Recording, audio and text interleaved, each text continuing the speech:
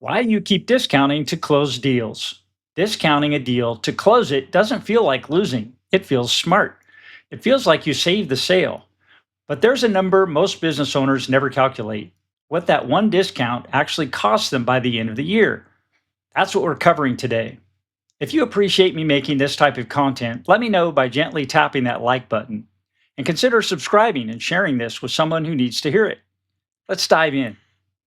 My name's James Miller. We grew EAR Specialty Composites from $10 million to $43 million in revenue and grew gross margins from 12% to 55%, resulting in an acquisition by a Fortune 100 company for $123 million. That was a team effort, and I was lucky enough to help drive it. Every deal we ever discounted taught me the same lesson the hard way. The real problem. Here's the real problem. Discounting doesn't feel like a mistake in the moment. It feels like closing the deal.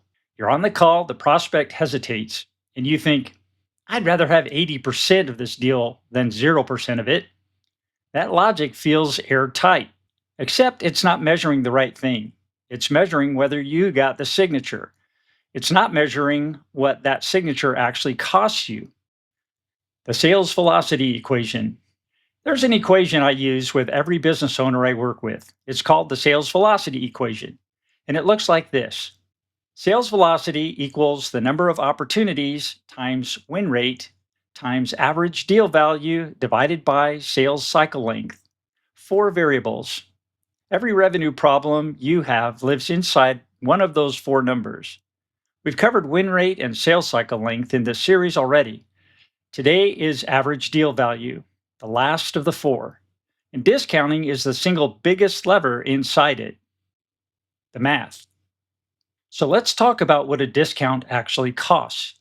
If your gross margin is 30%, a 10% discount doesn't cost you 10% of your profit. It costs you closer to a third of it. And to make that profit back, you need to sell roughly 50% more just to break even on the discount you already gave away.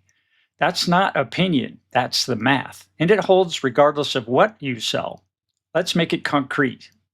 Say your average deal is $8,000 and you're closing 3 deals a month. That's $288,000 a year. Now, say a third of those deals carry a 10% discount just to get signed. That one habit alone is costing you close to $10,000 a year in pure margin, money that already showed up in your revenue on your books, but never actually made it to your bank account. The three ways it breaks. When discounting breaks your average deal value, it almost always breaks in one of three specific ways. All right, the first way is fear of losing the deal entirely. You're on the call. The prospect hesitates on price. And in that moment, losing 20% of the deal feels a lot safer than losing all of it. That logic feels airtight in the moment. The problem is what it trains. Every time you fold, you teach that prospect and yourself that your price was never really your price. It was a starting point for negotiation. And once a prospect learns that, they'll push on price again and again every time. The second way is having no real cost of inaction number. This is where the prospect understands what you do, but nobody ever asks them what it's actually costing them to leave the problem unsolved.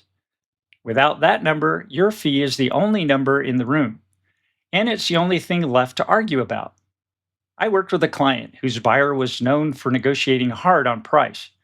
We were doing the real work with their engineering team, providing technical support and development alongside the product itself.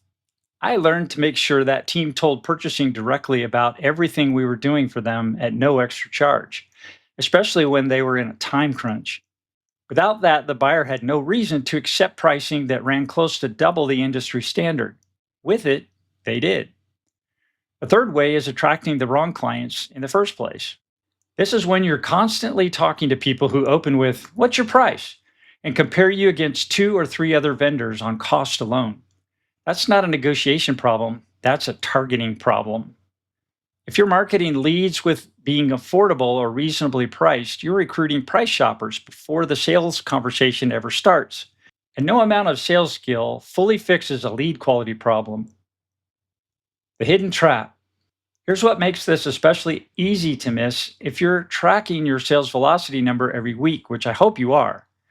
Discounting can actually make two of your other three variables look like they're improving.